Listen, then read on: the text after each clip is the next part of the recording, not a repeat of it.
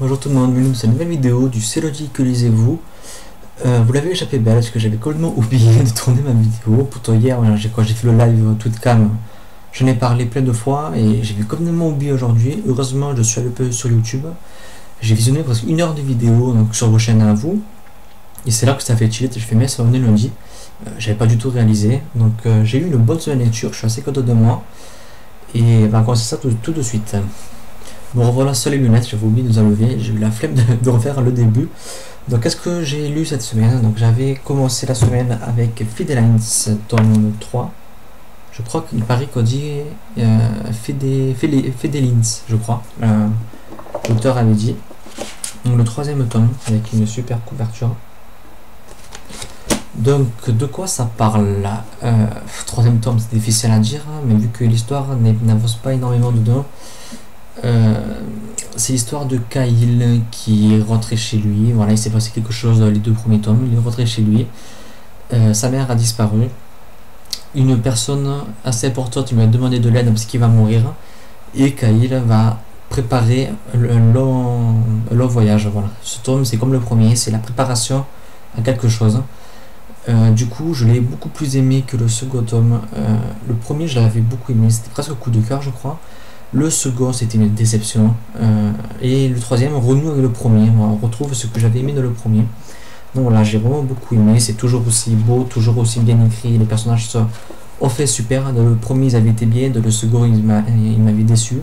On les retrouve, même si mes 2 personnages préférés, j'ai perdu le nom. Je crois que c'est Sperir, c'est le nom, le moustique, là, le Sperir. Et son ami Clark. Sont très peu présents, donc c'est assez dommage, mais voilà, ils étaient quand même très présents dans le second.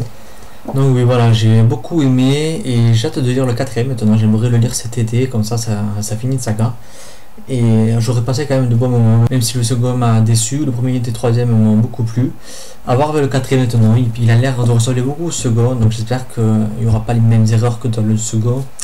Voilà, à voir. Donc ça gagne des hauts et des bas, mais je regarderai que je pense un très beau souvenir de cette saga, qui au plus est française. Ensuite, par quoi j'ai continué? J'arrive du mal à parler aujourd'hui. J'ai continué avec Qui veut le cœur d'artichaut. Je pensais pas aimer. Quand je l'ai reçu, je me suis dit ça a l'air sympa. Et je l'ai laissé un peu de ma part. Je l'ai reçu quoi, il y a un mois, je crois. Je laissé dans ma pile à lire. Là, j'avais envie de petits livres après celui-là. Bon, il est quand même gros, il fait 300, c'est plus de 360 pages. Pour moi, c'est beaucoup. Moi qui aime pas trop les gros livres, le second, j'avais mis 2 semaines pour le lire. Lui, j'ai mis 3 jours tellement je l'ai aimé, pour dire. J'avais quand même envie de petits livres pour pas sauter directement sur un gros livre. Et j'ai choisi celui-là qui est tout petit, qui est écrit gros. Voilà, très jeunesse. Donc je vous ai dit, ça va se lire vite. Je l'ai lu en une soirée. Oui, je crois.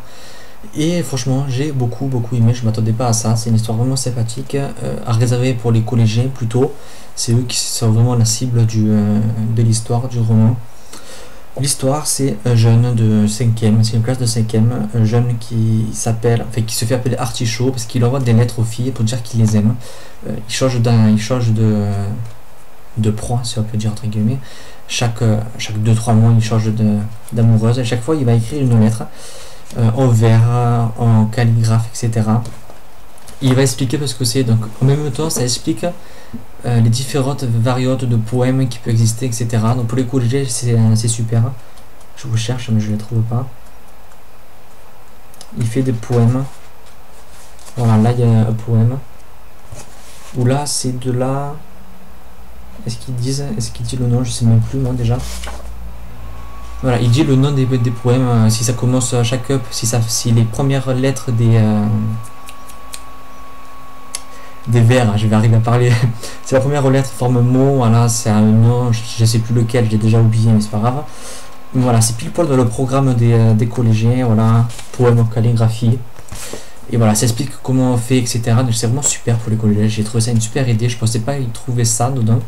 L'histoire est sympa. Bon, j'avais deviné qui était le jeune depuis le début, ça c'est pas grave. Mais voilà, j'étais très surpris. Je m'attendais pas à ça. C'est une très bonne lecture. Ensuite, j'ai donc continué avec Headlist, qui est dans ma pile à lire depuis bientôt un an. Depuis avril 2012. Donc oui, depuis plus de 2 ans, il est dans ma pile à lire. Et j'aurais pas dû le sortir en fait, parce que je me suis royalement ennuyé, je l'ai même pas terminé, j'ai lu 120 ou 130 pages, et franchement c'est pas pour moi. Dommage que c'est ce type de livre, pardon, c'est le style de livre qui me fait pleurer. Je suis très sensible à ce genre de livre. Dès que les personnages sont bien travaillés psychologiquement, si je peux m'attacher à eux, de ce registre-là, moi c'est même pas la peine. S'ils sont tristes, je suis triste avec eux. Mais là, sur les pages, je me suis pas attaché une seule seconde, une seule page à la personnage principal. J'ai pas aimé les personnages, j'ai pas aimé la construction du livre, j'ai pas été accroché au style de l'auteur, donc c'est vraiment dommage. Pour ceux qui ne connaissent pas, c'est une jeune fille, Valérie, qui a son copain. Avec son copain, elle a fait une liste de jeunes de son lycée qui ne peuvent pas aimer. Voilà, une liste de la haine, une liste de personnes qu'il faudrait éradiquer. Mais elle, c'était juste pour rire. Voilà, elle ne voulait pas passer à l'acte. Jusqu'au jour où son copain, sans qu'elle sache pourquoi, il passait à l'acte devant elle, à la cafétéria du lycée. Il a tiré sur toutes les personnes de la liste, puis s'est tiré une balle et s'est tué. Elle, s'est mise au milieu, s'est pris une balle dans la cuisse, je crois. Oui, je crois que c'est dans la cuisse. Et voilà, elle a été absorbée de l'autre du lycée et elle va revenir au lycée après plusieurs mois. Mais voilà, certaines personnes pensent qu'elle était dans le coup, certaines disent qu'elle aurait pu faire quelque chose, etc. Ça a l'air super dit comme ça, mais franchement, en le lisant, j'ai rien sorti du tout. Je me suis vraiment ennuyé. Je pense qu'il y avait matière de faire quelque chose de super et il n'est pas parti de la sauce que moi j'aurais aimé et c'est pour ça que j'accroche pas. Après, certains adorent, mais moi ça l'a pas fait du tout. C'est dommage que ça fait 2 ans qu'il est dans le pied à lire, 2 ans que j'avais même pas eu l'idée de pas aimer ce livre en fait. Ça fait 2 ans que j'étais persuadé que j'allais l'adorer et voilà, je suis dégoûté. Donc après Headlist, je me suis lu Battle Royale, le tome 2, donc j'ai lu le premier il y a 2-3 semaines. Et que dire sur ce tome, c'est que je l'ai plus aimé que le premier, peut-être parce que c'est moins caricatural. Ils ont toujours des têtes bizarres et quand tu vois une tête comme ça, t'as pas envie de lire le manga. Les têtes sont horribles, franchement, ils ressemblent à rien les personnages. C'est toujours aussi sanglant, heureusement parce que c'est Battle Royale. Si on fait Battle Royale comme le film, ça sert à rien. C'est toujours aussi bien, on en apprend plus sur les personnages. Voilà, il y a des scènes assez touchantes, la scène sur la fameuse falaise, voilà, que j'avais adoré dans le livre, et c'est toujours aussi bien, même en manga. Des scènes toujours aussi choquantes. Je vois l'autre qui a le truc au milieu de la tête, etc. Le doigt cassé, machin. On nous montre bien, voilà, on ne cache rien. Donc c'est vraiment pour un public averti. Je le signale, hein, si vous avez moins de 16 ans, passez votre chemin. Voilà, moi je me suis bien régalé. J'ai hâte de voir la suite, mais si je trouve que je crois qu'il y a 15 ou 16 tomes, ça fait beaucoup. Je pense qu'il va devoir un peu broder pour faire autant de tomes. Mais voilà, celui-là est bien. J'ai la suite de ma pile à lire, donc je pense en lire très prochainement. Pour ceux qui ne savent pas l'histoire, bon, vous ne pouvez pas être énormément, je pense.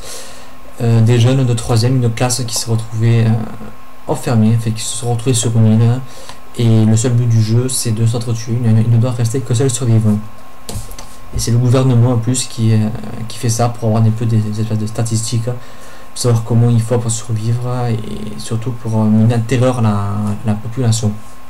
Donc qu'est-ce que je lis maintenant? J'ai recommencé, mais hier soir j'ai sorti de ma pile à lire Pollux, le tome 3, couverture toujours aussi belle. Voilà, c'est tout petit comme livre. J'ai beaucoup aimé le premier et le second, donc j'ai hâte de lire le 3e. Je sais pas si je me rappelle de tout par contre dans le second, donc il va falloir user de sa mémoire. Et vu que j'en ai pas, je sais pas de le caca. Mais non, je pense que ça devrait aller. Il y a un petit prologue que je vois au début, donc peut-être que l'auteur explique ce qui va se passer, enfin ce qui s'est passé plutôt. Donc voilà, assez curieux de lire ce bouquin. Qu'est-ce que je lis après Pollux? Je n'ai pas la moindre idée. Je pense lire Memoria tome 2 si je le lis rapidement. Je pense que oui, je pense que 2 jours il doit être torché. Il fait 250 pages environ. Si j'arrive à le lire vite, je me lirai Memoria, le tome 2 de Multiversum.